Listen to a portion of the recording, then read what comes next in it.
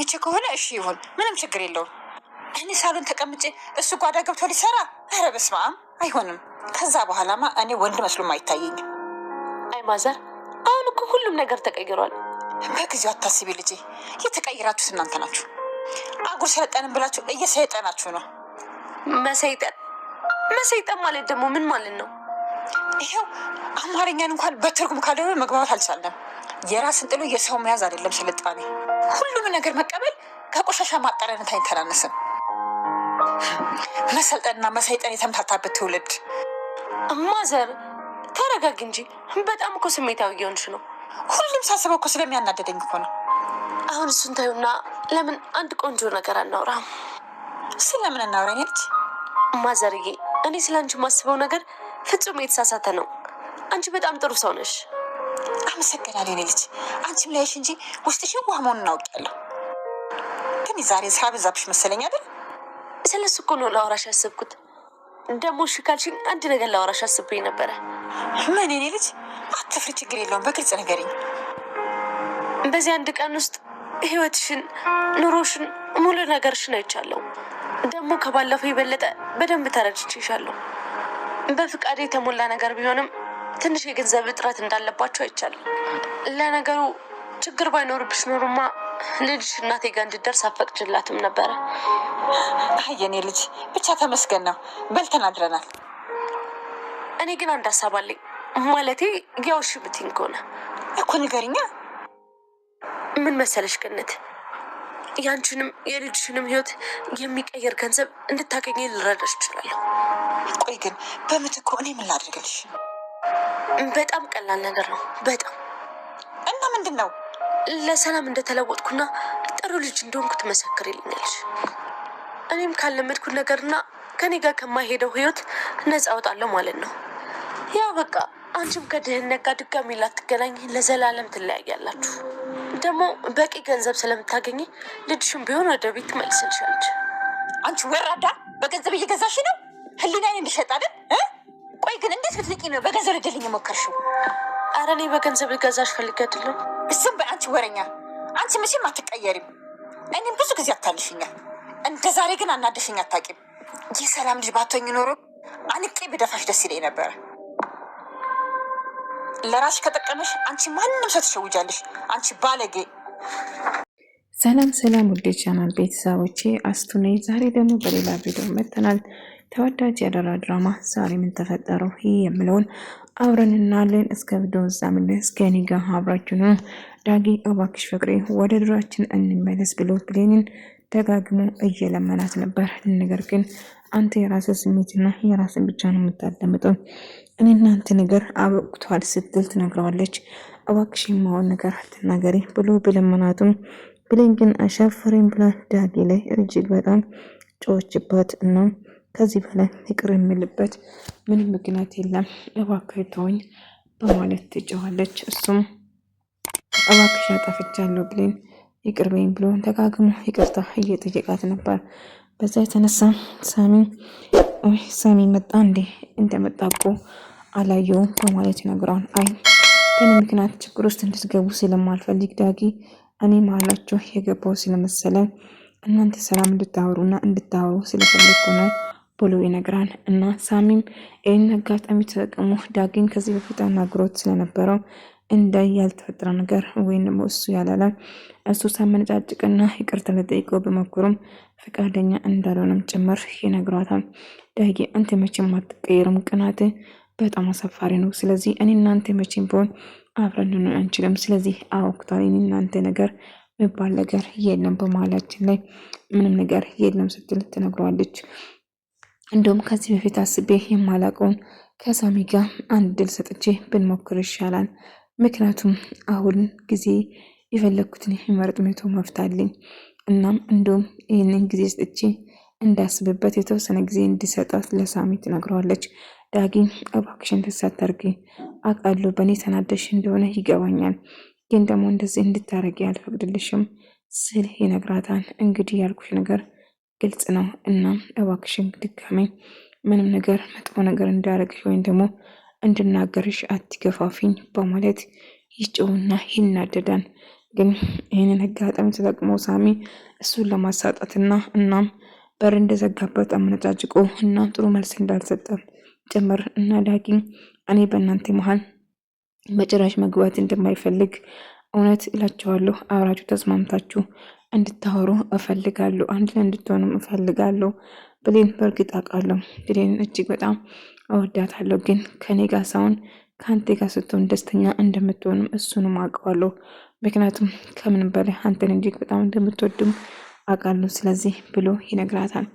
ቃልም ከገኒ ጋር ተስማምታ ለመኖር ብታስቡም ነገር ግን ገኒን ለማሳመን የምትፈልጊ ነገር ከዚህ ድህነት እንድትወጪና ልጅሽ ወደ ቤትሽ ተመልሳልሽ እና ሁሉ ነገር እንድስተካከልልሽ የምትፈልጊ አይነት ገንዘብ ሰጥሻለሁ፣ በአንድ ነገር እንስማማ ብልና ትጠይቃታለች። እሷም ገኒ ነገሩ ስላልገባላት እንዴት ነው ከዚህ ህይወት ወደ ሌላ ህይወት ሊቀየር የምችለው?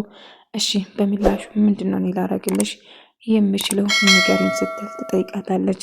እና በፍቅር ነበር ስታናግራት የነበረ እንደምትቀይረውም ጭምር እያመነችው እና ጥሩ ነገር ስታስብ ገኒ፣ እሷ ግን ዞሯ መጥፎ ነገር ማሰብ ጀመረች።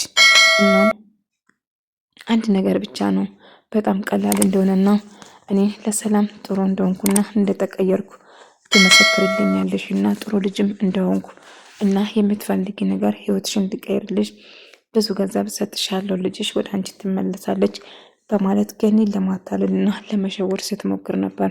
ገኒ ግን እጅግ በጣም ስሜታዊና እጅግ በጣም ትናደዳለች። አንቺ መቼም ቢሆን አትቀየሪም፣ እኔን በገንዘብ ለመግዛት እየሞከርሽ ነው፣ እኔን በጭራሽ ልትገዢኝ አትመጪም፣ ታሳፍራለሽ በማለት በጣም ትጮውና በጣም እጅግ በጣም ትናደድበታለች።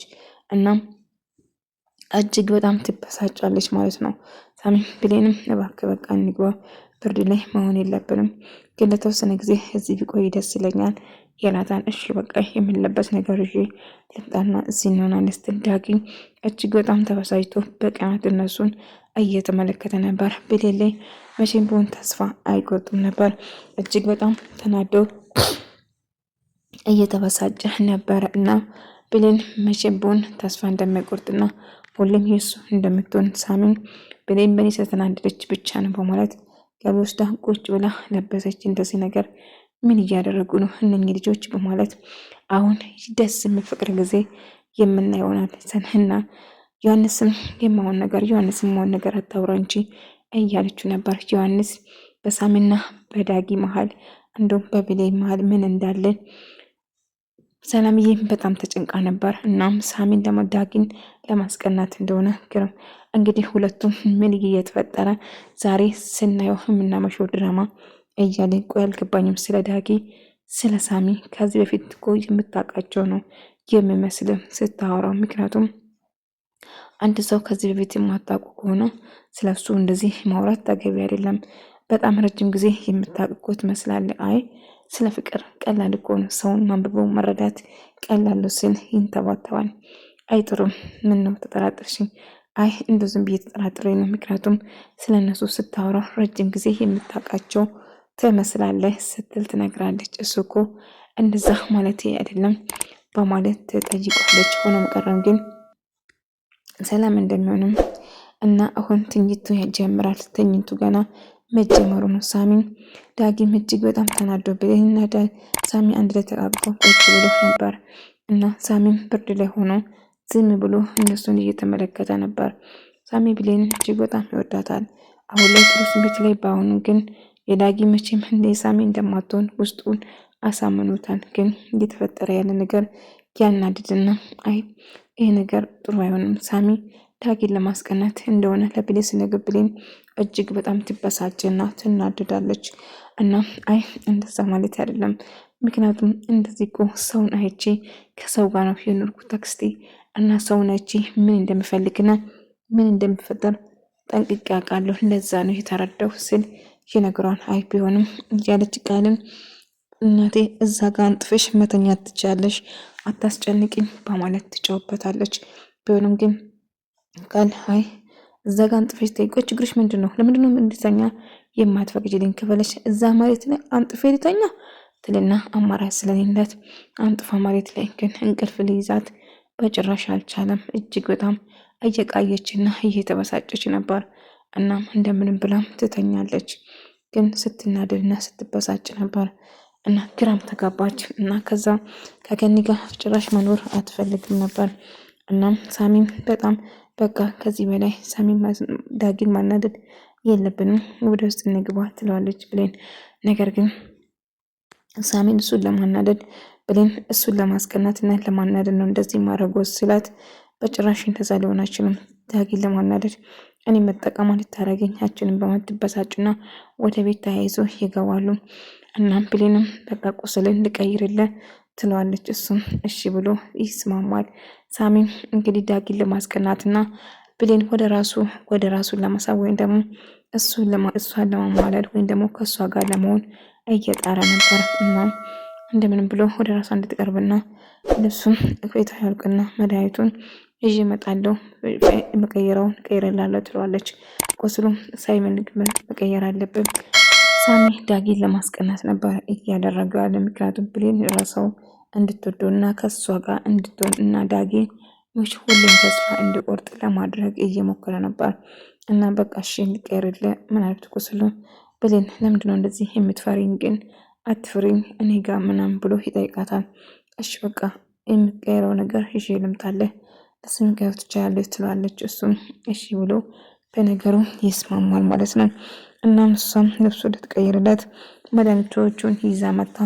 የታሰረውን ይፈታል። ቆይ ብሌን ለምን ትፈሪኛለሽ? አትፍረኝ እንጂ በማለት እሷም ቆይ አይኔን አይፍራኝ እንዴ በማለት ልብሱን መቀየሩ ቁስሉን እንግዲህ እያደረገችለት እና እንትን አልኮል አድርጋ እየቀየረችለት ነበር። ዳጊ ግን ምን እየተፈጠረ ነው ብሎ እያያት ነበር ተደብቆ በር ላይ ሆነው። ነገር ግን ይገርማል። አሁንማ ጭራሹ ነርስ ሆነሽልኛል አይደለም? እሱ ደግሞ እሷን ለማማለል እየሞከረ ነው። ዳጊ እጅግ በጣም ይበሳጭና በቅናት እሷን ልብ ብሎ እየተመለከተ ነበር። እጅግ በጣም ተናዶ ነበር በድርጊቱ። ሳሚን ብሌን ወደ እሱ እንድትቀርብ ለማድረግ ነበር እና ዳጊ ግን መጨረሻቸውንማ ማየት አለብኝ በማለት ተኩር ብሎ እያያት ነበር። ብሌን ቀይራ ስታየው ዳጊ በር ላይ ቆሞ እየተመለከታት ነበር። ዳጊ ብላ በጣም ደንግጣ ተነሳችው። እሱም ደጋግሞ እያያት በጣም ተጨንቆ ነበር። ምክንያቱም ሳሚ እንዴት ሳያት እንደነበረና እንዲሁም እንዴት ትቀይርለታለች በማለት ዳጊ እያደረገችው ያለው ነገር ምንም ደስተኛ አልነበረም። እናም በዛም እየተበሳጨ ነበር። ብሌንም በጣም ትደነግጣለች። ነገር ግን ምን ማድረግ እንዳለበትም ግራ ይገባና ወደ ክላሱ ይገባና ከእሷ ጋር ያሳልፈውን ነገር እናም ለምን እንደዚህ እየተፈጠረ እንደሆነም ራሱን እየጠየቀና እየተበሳጨ ነበር እና ምንም ነገር ትንፈሽ ሳይል ወደ ክላሱ ዞሮ ይገባል። ነገር ግን ዳጊ ላይ እጅግ በጣም ተናዶ ሳሚ ላይ እጅግ በጣም ተናዶ ተበሳጭቶ ነበር። ዳጊ እባክህን ተረጋጋ። ቆይ ችግር ምንድነው? ለምንድነው እንደዛ ቆመ የምታይኝ? ምንድነው ችግር? ምንም ሳረግ አላየኝም። ንስ ቀይርለት እና ቁስሉን እያሸኩለት ነበር በማለትም ትናገራለች።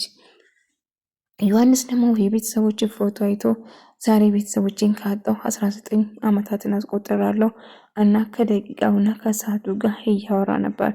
እናም ቁጭ ብሎ ቤተሰቦችን ማጣቱ እናቱና አባቱን ማጣቱ በጣም እያለቀሰና እየተከፋ ነበር። እናም እጅግ በጣም ሀዘን ላይ ነበር። በኃይሉ ሰላም ቤተሰቦቹን እንዳስገደለችው ያቅ ነበር እና ፎቶዎቹን እያየ እናቴ ቤተሰብ ብኖረኝ እናትን ያጣ ሰው ቤተሰብ ያጣ ሰው ነው ህመሙን የሚገባው እንጂ የኔን ህመም ማንም ሰው አይረዳኝም በማለት እየየ ብሎ እያለቀሰ እየተከፋ ነበር።